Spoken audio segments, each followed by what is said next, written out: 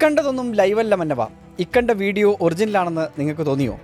AI കാലമായതുകൊണ്ട് തന്നെ ഒന്ന് സംശയിച്ചിട്ടുണ്ടാവും അല്ലേ? ശരിയാണ്, ഇത് AI നിർമ്മിച്ചത് തന്നെയാണ്. പക്ഷേ ഇത്രയും മിഴിവോടെ AIക്ക് കാര്യങ്ങൾ ചെയ്യാനുള്ള കഴിവ് ഇപ്പോഴുണ്ട്. ചൈനീസ് കമ്പനിയായ ബൈറ്റ് ഡാൻസിൻ്റെ ഒമിനി ഹ്യൂമൻ 1 എന്ന സിസ്റ്റം ഉപയോഗിച്ചുണ്ടാക്കിയതാണ്. ഒരൊറ്റ ഫോട്ടോയിൽ നിന്ന് ഒരു വീഡിയോ ഉണ്ടാക്കിയിരിക്കുന്നു. ഫോട്ടോയിൽ കാണുന്ന ആഭരണങ്ങളും കുപ്പായമൊക്കെ ഇട്ട് വീഡിയോയിൽ നടക്കുന്ന ഹൈപ്പർ റിയലിസ്റ്റിക് അവതാറുകൾ. ഈ സിസ്റ്റം ഉപയോഗിച്ച് നിങ്ങൾക്ക് 4K റെസൊല്യൂഷനിൽ വീഡിയോകൾ സൃഷ്ടിക്കാം. അങ്ങനെ സൃഷ്ടിക്കുന്ന മോഡലുകളെ കൊണ്ട് ഏതു ഭാഷയും സംസാരിപ്പിക്കാം. റിയൽ ടൈമായി ഇതിന് മാറ്റങ്ങൾ വരുത്തുകയുമാവാം. അക്ഷരങ്ങളിൽ നിന്ന് ദൃശ്യങ്ങൾ പിറക്കുന്ന കാലം, അങ്ങനെയൊരു കാലമാണിത്. പ്രോംപ്റ്റിൽ നിന്ന് മിഴിവുള്ള ദൃശ്യങ്ങൾ പിറവികൊള്ളുന്ന കാലം. കവികളൊക്കെ പണ്ട് പറഞ്ഞിട്ടുണ്ട്, അക്ഷരങ്ങളിൽ നിന്ന് മറ്റൊരു ലോകത്തെ ഭാവനയിൽ കാണിച്ചു തരുന്ന കാലം. പക്ഷേ ഇപ്പോൾ ഭാവനയല്ല എന്ന് മാത്രം, അക്ഷരങ്ങളിൽ നിന്ന് വാക്കുകളിൽ നിന്ന് ദൃശ്യങ്ങളാണ് പിറക്കുന്നത്. അതും മനോഹരമായ ഹൈപ്പർ റിയലിസ്റ്റിക് ദൃശ്യങ്ങൾ. ഇവിടെ ഈ ദൃശ്യങ്ങളുടെ പിറവിക്ക് പിന്നിൽ ഒരു ക്യാമറയോ ക്യാമറാമാനോ നടനോ നടിയോ ഇല്ല. ഇവിടെ എല്ലാം സാധ്യമാകുന്നത് ആർട്ടിഫിഷ്യൽ ഇൻ്റലിജൻസ് എന്ന സാങ്കേതിക വിദ്യയിലൂടെ ആണെന്ന് മാത്രം.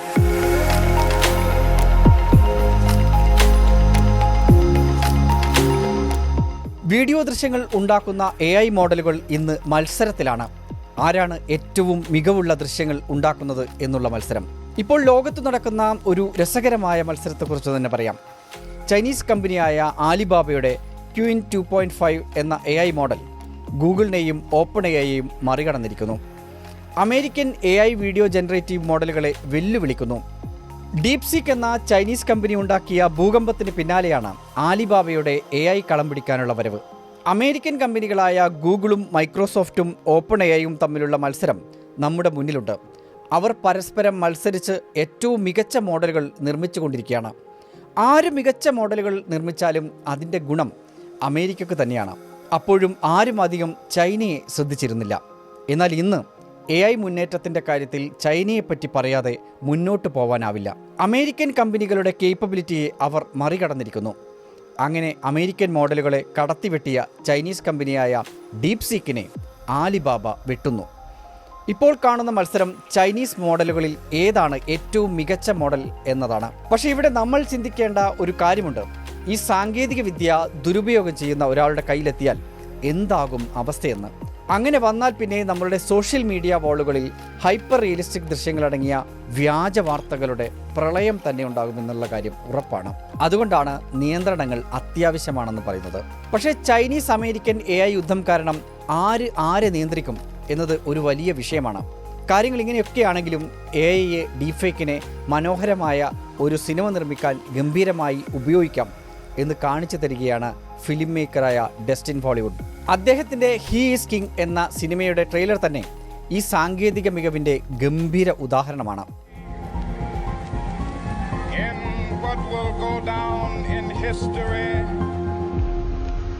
As the greatest demonstration for freedom in the history of our nation.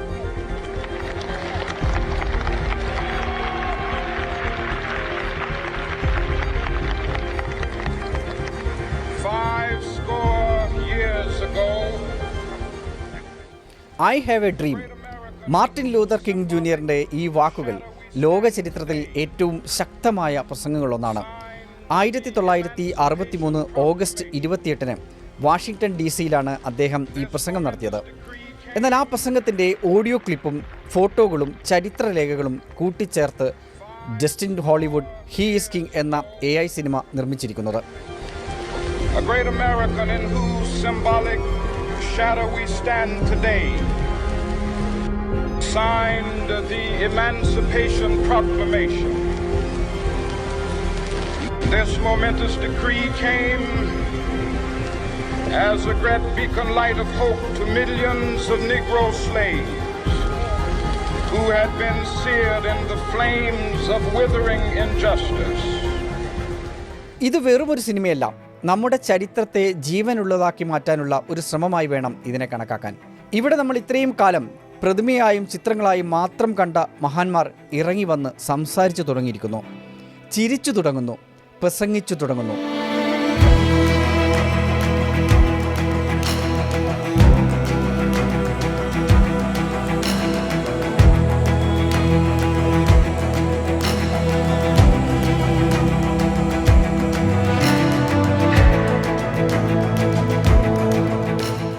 ഒന്ന് ആലോചിച്ച് നോക്കൂ, നമ്മുടെ ക്ലാസ് മുറികൾ ഈ സാധ്യതകളെ ഉപയോഗിച്ചാൽ എത്ര മനോഹരമായിരിക്കുമെന്ന്. ഇവിടെ ഇൻഫോർമേഷനും ഇമോഷനും എൻ്റർടൈൻമെൻറ്റ് വാല്യൂവും എല്ലാം ഒന്നിച്ചു ചേരുകയാണ്. ഇതാണ് സ്റ്റോറി ടെല്ലിങ്ങിൻ്റെ ഭാവി സാധ്യതകൾ എന്ന് പറയാം. എന്താണ് നിങ്ങൾക്ക് തോന്നുന്നത്? നിങ്ങളുടെ അഭിപ്രായം കമൻറ്റ് ബോക്സിൽ പറയാം.